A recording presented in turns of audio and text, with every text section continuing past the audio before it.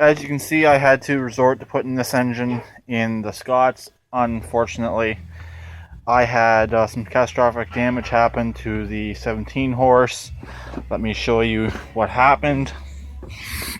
I cracked the flywheel right there. So severe catastrophic damage done to that engine there. A few people made a suggestion saying that it probably had a bent flywheel or a cracked flywheel to begin with, and that's possible. One second. I don't think the YouTube police would like the Nickelback too much, but anyways, a few people were saying it could have a cracked flywheel or a unbalanced flywheel, and it took it one more time to shear key it, and it broke.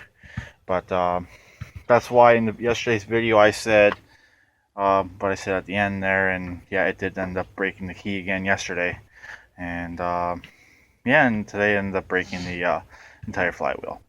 But not a big deal. I had the engine from here, so I always had a plan B to begin with this tractor to sell it.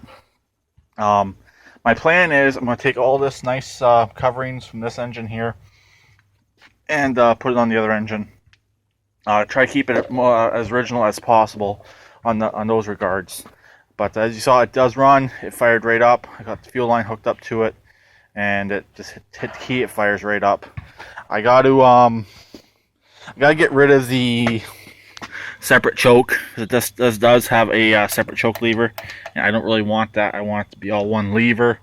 I'm also going to run all the coverings from that engine there on here as well, so the exhaust shield, everything basically.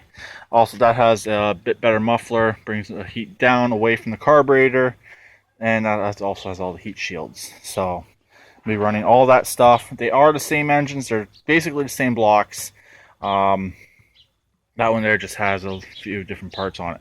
This engine here might not be the original from that tractor anyways. I'm going to show you the bolts that were in it.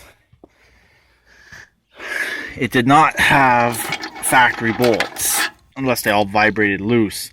Those were all the bolts that were in there, and they're all mismatched, like mismatched on length. So actually what I ended up using is all the original bolts from this tractor's original engine that I did end up using on the 17 horse, and they fit this 12 horse no problem. So I'm going to get the drive hooked up, and basically everything on the top side, or sorry, on the underside is done. And next time you guys see this engine, it's going to be completely stripped, nude. Everything's going to be off of it, and I'm going to put all the new coverings on. If I can get away with reusing this carburetor, I will. I'd love to use the 17 horse carburetor, but the tube on it's way too long because of the overhead valve. So I'm probably going to end up using the carburetor off that engine there. I believe I rebuilt it. I could be wrong. I think I put a whole new needle and seat in it as well. So if that's the case, I will probably use that, because this one here needed a tune-up anyways. So it would never really run without choke, or it wouldn't really run properly without choke. Emily wants me to show you guys what she's doing. She is looking for rocks. She has a whole shoebox in the house full of rocks, and she's looking for more in the massive dirt pile, and playing with some Tonka trucks that we picked up not too long ago. But yeah, that's pretty much it on this here. This engine here is a pretty good running little engine. It's got no oil leaks that I know of. It needs an oil change, and that's pretty much it. And then obviously I want to change out all the covers. But yeah, so next time you see this, like I said, it will be nude. I should have the drive hooked up. I might get the deck back up. I don't know yet. And just get this thing cleaned up. And then tomorrow I'd like to start fixing the rear pan, get all the plastic reinforced in the corners, and the one big crack along that seat edge needs to be fixed. So I got to take it off there really, really carefully and try and repair it. Also, there's a safety switch that is malfunctioning in the mower engage and disengage. That's preventing it from turning over. I'll show you. Of course, it wants to work now. But sometimes that handle there will drop down, and it basically just disengages that switch and it won't let the engine crank over.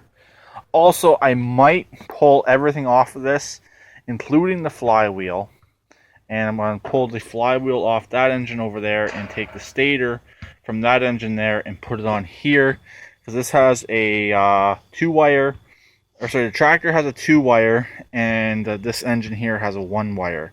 So I may or may not do that. It's not much more of a job to do that, so I might as well. I guess that's pretty much it for this.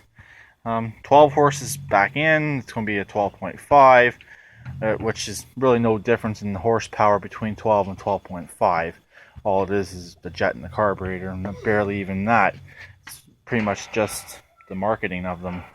But that's it, and I'll talk to you later. Please keep it redneck like always, and please comment.